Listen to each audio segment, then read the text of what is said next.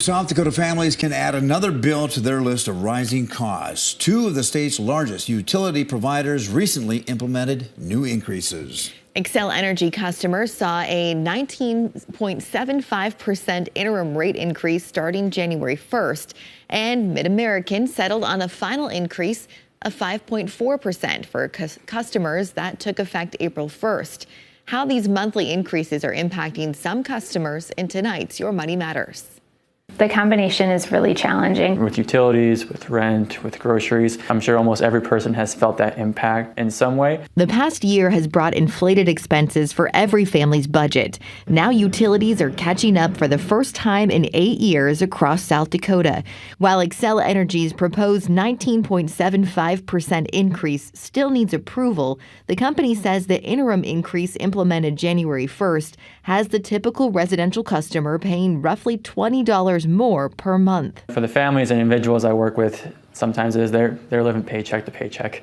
And even just a small increase in utilities can really be like, oh no, what are we going to do now, you know? The community outreach helps families with financial mentoring through the Genesis program, but also provides emergency assistance for utilities and rent through the LEAP program. We've heard from multiple clients with various utility companies that they've seen an increase in their monthly bill, and so that has been a challenge for people. Trying to budget for this variable expense can be one of the hardest parts of utility increases for families. So many different factors come into play as to what that utility charge is going to be at the end of the month, and it's really hard to predict. The Genesis program suggests working with your utility company to set up a budget billing plan. Kind of see what the overall usage is for your utilities for the year and can kind of give you a close monthly equivalent to that. That way your bill will stay the same regardless of what you're using. And if you try to limit your usage even a little, it can help cut down your bill all year.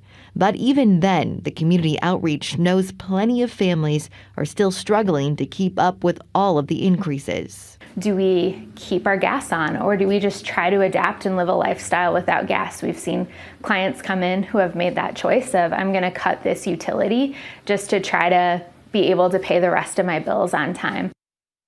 If you or someone you know is struggling to keep up with their utility bill, there are several places to turn for help. Along with the community outreach, there are other organizations that also offer utility assistance. We have links to those listed with this story on KELOLAND.com.